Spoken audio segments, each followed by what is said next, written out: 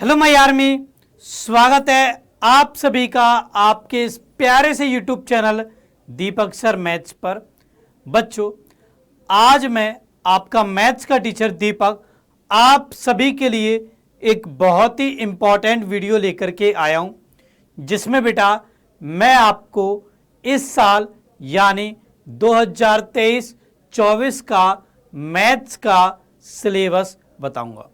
देखिए बच्चों, आप लोग 2024 में बोर्ड का एग्जाम देने वाले हो, तो सबसे पहले तो आपको यह पता होना चाहिए कि आपका इस साल का सिलेबस क्या है, कौन कौन से टॉपिक्स आपको पढ़ने हैं, कौन कौन से टॉपिक्स आपको नहीं पढ़ने हैं।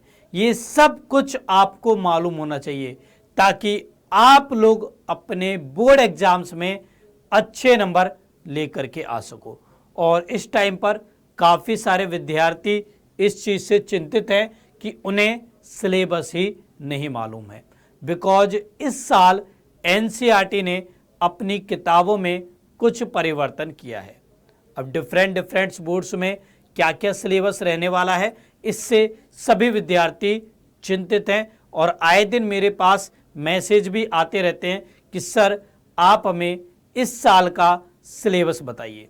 तो बेटा ये वीडियो मैं आप सभी के लिए लेकर के आया हूं, जिसमें मैं आपको इस साल के मैथ्स का कंप्लीट सिलेबस बताऊंगा, कौन कौन से टॉपिक आपको पढ़ने हैं ये सब कुछ बताऊंगा। इसके अलावा ये भी आपको बताऊंगा कि किस चैप्टर से कितने अंक के प्रश्न पूछे जाएंगे। तो आखिरी तक आप सभी इस वीडियो में बने रहिएगा और वीडियो अच्छी लगे तो इसको लाइक और शेयर करना मत भूलिएगा। ओके, चलिए बच्चों अब शुरुआत करते हैं इस वीडियो की। सबसे पहले बच्चों मैं आपको यह बता देता हूं कि आपकी क्लास 12 की मैथ्स में कितनी इकाई है और किस इकाई से कितने अंक के प्रश्न पूछे जाने हैं। तो बेटा आपकी इकाइयों का वर्णन कुछ इस प्रकार है। मैथ्स की इकाइयों का वर्णन टोटल बेटा 6 इकाई है क्लास 12 की मैथ्स के अंतर्गत, जिसमें सबसे पहले नंबर की इकाई है संबंध तथा फलन। इसके अंतर्गत आते हैं आपके पहले और दूसरे चैप्टर, और इस इकाई से 10 अंक के प्रश्न बोर्ड एग्जाम में पूछे जाएंगे। दूसरी इकाई है बीजगणित, इससे पूछे जाएंगे बेटा 13 अंक के प्रश्न। इसके अंदर भी 2 चैप्टर है, आव्यूह और सारणिक। तीसरी इकाई है बच्चों कलन। ये बेटा क्लास 12 की मैथ्स की सबसे इंपॉर्टेंट इकाई है बच्चों। ये वही इकाई है जिसमें आप पकड़ मजबूत करके मैथ्स में बहुत अच्छे नंबर लेकर के आ सकते हो। आपको बेटा 90 से 100 क्रॉस करने हैं ना, तो उसमें इस इकाई की महत्वपूर्ण भूमिका रहने वाली है, बिकॉज ये इकाई आपके पूरे क्लास 12 के मैथ्स के पेपर का लगभग 50% वेटेज रखती है। 44% वेटेज है। 44 अंक के प्रश्न बेटा इस अकेली इकाई से पूछे जाएंगे। अब ये डिफरेंट बोर्ड में 1-2 नंबर आगे पीछे हो सकता है किसी बोर्ड में 40 अंक आए, किसी में 50 अंक आए, ठीक है, तो 1-2 नंबर आगे पीछे हो सकता है। इसके अलावा चौथी इकाई है बेटा सदिश तथा त्रिविमीय ज्यामिति। यहां पर भी आपके 2 चैप्टर है, सदिश बीजगणित और त्रिविमीय ज्यामिति, और इस इकाई से भी लगभग 17 अंक के प्रश्न पूछे जाएंगे। इसके बाद अगली इकाई है रैखिक प्रोग्रामन, जो कि इन सभी इकाइयों में सबसे आसान है, और इस इकाई से 6 अंक के प्रश्न पूछे जाएंगे। वहीं लास्ट इकाई है प्रायिकता, और इस अकेली इकाई से भी बेटा 10 अंक के प्रश्न आपके बोर्ड एग्जाम में आएंगे। तो इस तरीके से बेटा ये 100 अंक का आपका फाइनल पेपर होने वाला है, ठीक है। अब ये तो मैंने आपको बताया कि किस इकाई से कितने अंक के प्रश्न पूछे जाएंगे। अब आप लोग जानना चाहते होंगे कि सर कौन कौन से टॉपिक्स हमारे इन चैप्टर्स के अंतर्गत हैं। तो अब बच्चों मैं आपको वही बताता हूं। तो सबसे पहले शुरुआत करते हैं हम पहली इकाई से। तो पहली इकाई है बेटा संबंध तथा फलन, जिसके अंतर्गत हैं आपके 2 चैप्टर्स, संबंध तथा फलन तथा प्रतिलोम त्रिकोणमितीय फलन। अब देखो संबंध तथा फलन में आपको क्या क्या पढ़ना है। तो इसके अंतर्गत बेटा आपको संबंधों के प्रकारों के बारे में पढ़ना है, जिसमें स्वतुल्य, सम्मिश्र, संक्रामक तथा तुल्यता संबंध। ये 4 संबंध बेटा बहुत ज्यादा इंपॉर्टेंट है और आपके बोर्ड एग्जाम में यहीं से क्वेश्चन आएगा। ठीक है, इसके अलावा एकैकी तथा आच्छादक फलन, ये भी इंपॉर्टेंट है। तो केवल यही है बेटा पहले चैप्टर के अंतर्गत। यदि बच्चों आप लोग के पास पुरानी एनसीईआरटी है ना, तो आप केवल इन्हीं चैप्टर्स को पढ़िएगा। पुरानी एनसीईआरटी में कुछ और टॉपिक भी दे रखे, इन्हीं टॉपिक को आपको पढ़ना है। पुरानी एनसीईआरटी में कुछ और टॉपिक्स दे रखे जैसे फलनों का संयोजन, द्विआधारी संक्रियाएं, तो वे बेटा टॉपिक हट चुके हैं। ठीक है, तो खुश हो जाइए एक बार, क्योंकि जो जो टफ टॉपिक बच्चों को लगते थे वो सारे रिमूव कर दिए गए हैं।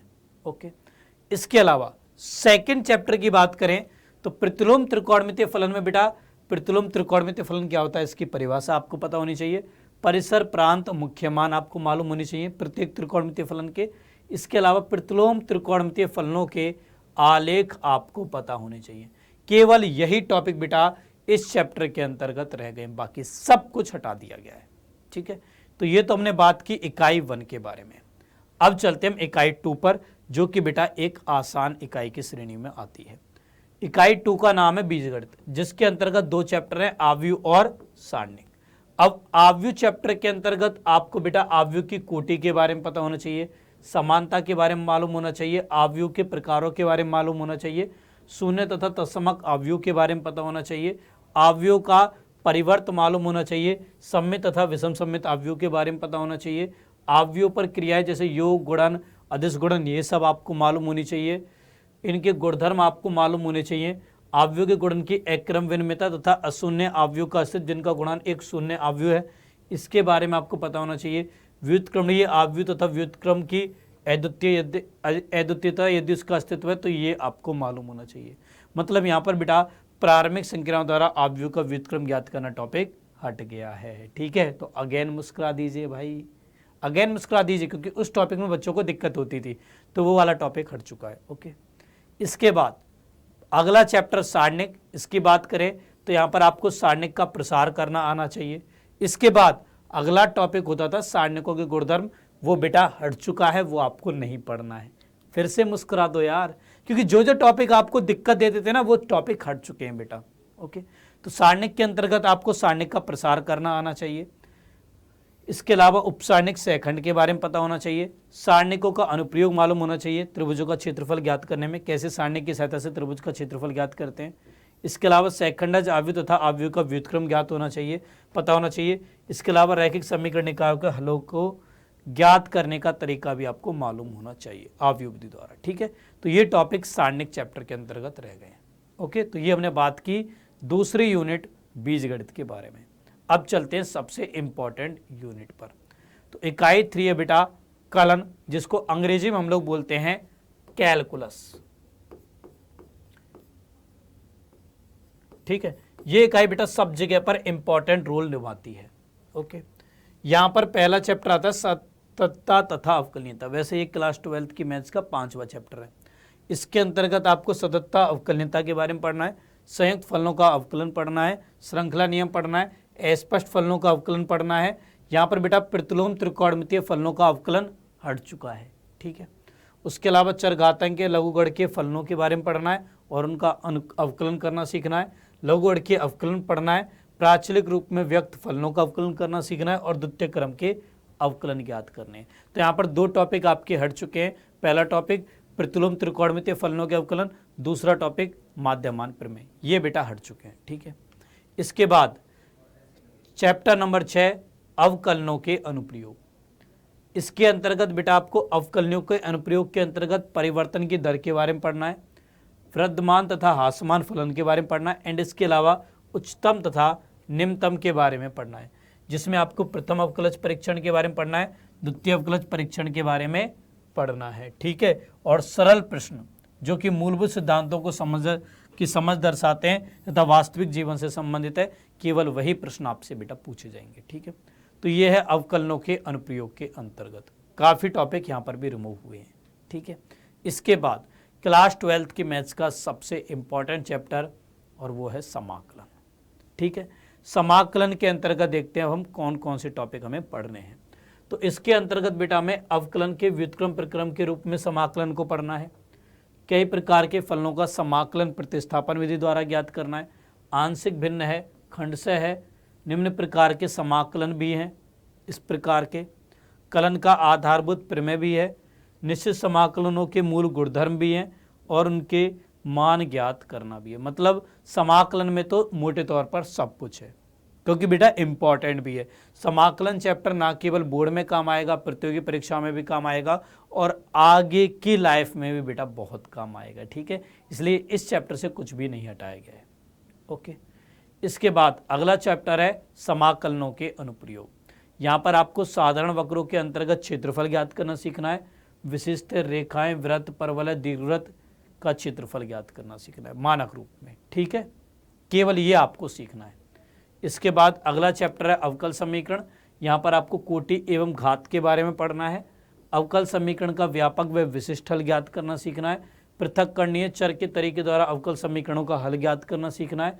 प्रथम कोटि एवं प्रथम घात वाले समघातीय अवकल समीकरणों का हल ज्ञात करना सीखना है और निम्न प्रकार के रैखिक अवकल समीकरणों का हल भी ज्ञात करना सीखना है। तो ये बेटा अवकल समीकरण के अंतर्गत आपको पढ़ना है। ओके, तो ये हमने बात की कलन इकाई के बारे में। इसके बाद अब अगली इकाई है सदिश तथा त्रिविमीय ज्यामिति। सदिश इकाई के अंतर्गत बच्चों आपको सदिश तथा अदिश में अंतर समझना है। एक सदिश का परिमाण व दिशा के बारे में जानना है। सदिशों के दिक् कोसाइन या दिक् अनुपात के बारे में आपको पढ़ना है। सदिशों के प्रकार आपको पढ़ने हैं। किसी बिंदु का स्थिति सदिश आपको पढ़ना है। ऋणात्मक सदिश के बारे में पढ़ना है। एक सदिश के घटक पढ़ने हैं। सदिशों का योगफल पढ़ना है। अदिश से गुणन पढ़ना है। दो बिंदुओं को मिलाने वाले रेखाखंड को दिए गए अनुपात में बांटने वाले बिंदु का स्थिति सदिश पढ़ना है। परिभाषा, ज्यामितीय व्याख्या, सदिशों के अदिश गुणनफल के गुणों और अनुप्रयोग पढ़ने, सदिशों के सदिश गुणनफल पढ़ने, सदिशों के अदिश त्रिक गुणनफल को पढ़ना है। तो ये सब टॉपिक बेटा इसके अंतर्गत आपको पढ़ने हैं, ठीक है। इसके बाद बात करते हैं हम त्रिविमीय ज्यामिति के अंतर्गत। तो यहाँ पर बेटा आपको दो बिंदुओं को मिलाने वाली रेखा के दिक् कोसाइन या दिक् अनुपात वाले टॉपिक को पढ़ना है। एक रेखा का कार्तीय तथा सदिश रूप में समीकरण पढ़ना है। समतलीय तथा विषमतलीय रेखाओं के बारे में पढ़ना है और दो रेखाओं के बीच की न्यूनतम दूरी को ज्ञात करना सीखना है और दो रेखाओं के बीच का कोण ज्ञात करना सीखना है। तो केवल इतना बेटा आपको त्रिविमीय ज्यामिति के परिचय के अंतर्गत पढ़ना है, ठीक है। इसके बाद बात करते हैं हम इकाई नंबर 5 की, जो कि है रैखिक प्रोग्रामन। तो इसके अंतर्गत बच्चों आपको रैखिक प्रोग्रामन के संबंधित पद, व्यवरोध, उद्देश्य फलन, इन सब की परिभाषाएं देख लेनी है। आलेखीय हल देखना है। सुसंगत असंगत क्षेत्र के बारे में जानना है। सुसंगत तथा असुसंगत हल के बारे में जानना है। अस्तम सुसंगत हल के बारे में जानना है। मतलब जो पहले था वही का वही है इसके अंतर्गत। तो वहीं बात करें प्रायिकता के बारे में, तो यहाँ पर बेटा काफ़ी टॉपिक हटे हैं। यहाँ पर आपको सहप्रतिबंध प्रायिकता के बारे में पढ़ना है। प्रायिकता का गुणन नियम पढ़ना है। स्वतंत्र घटनाओं के बारे में पढ़ना है। कुल प्रायिकता की प्रमेय देखनी है और बेंच प्रमेय के बारे में पढ़ना है, ठीक है। तो केवल ये टॉपिक आपको बच्चों प्रायिकता के अंतर्गत पढ़ने हैं। तो ये है बेटा आपकी क्लास 12th की मैथ्स का लेटेस्ट सिलेबस। ये टॉपिक है बच्चों जो कि आपको केवल पढ़ने हैं। इसके अलावा बाकी के टॉपिक्स को भूल जाइए यदि आप केवल बोर्ड एग्जाम की तैयारी कर रहे हो तो। यदि बेटा आप प्रतियोगी परीक्षाओं की तैयारी कर रहे हो, जेई की, एनडीए की, तब तो बेटा आपको पुरानी एनसीईआरटी को फॉलो करना है। और हाँ, यदि आप बोर्ड एग्जाम की तैयारी कर रहे हो तो आपको न्यू एनसीईआरटी को फॉलो करना है। न्यू एनसीईआरटी में जितने भी किताबें, जितने भी टॉपिक्स दे रखे हैं उनको आपको पढ़ना है। तो आप लोग देख लीजिए, एक बार चेक कर लीजिए कि आपके पास एनसीईआरटी की कौन सी किताब है। आपके पास बेटा एनसीईआरटी की न्यू किताब ही होनी चाहिए, ठीक है।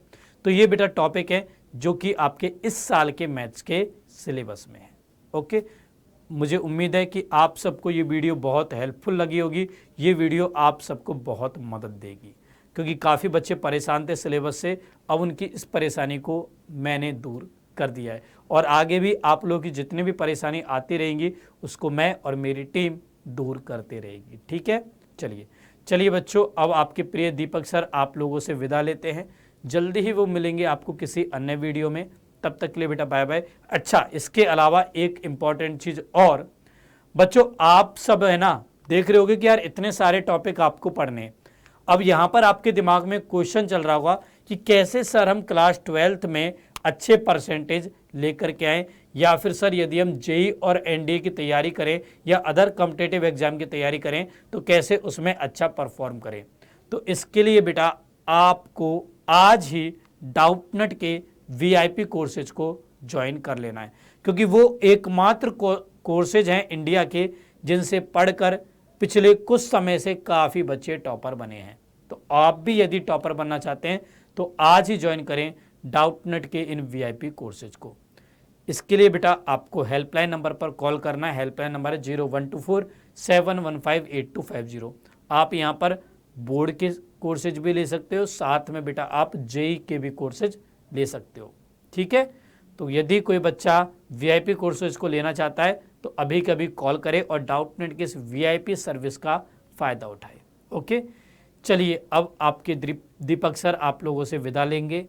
जल्दी बेटा हमारी मुलाकात होगी, तब तक के लिए बेटा bye bye. Take care everyone, bye बच्चों, बाय बाय।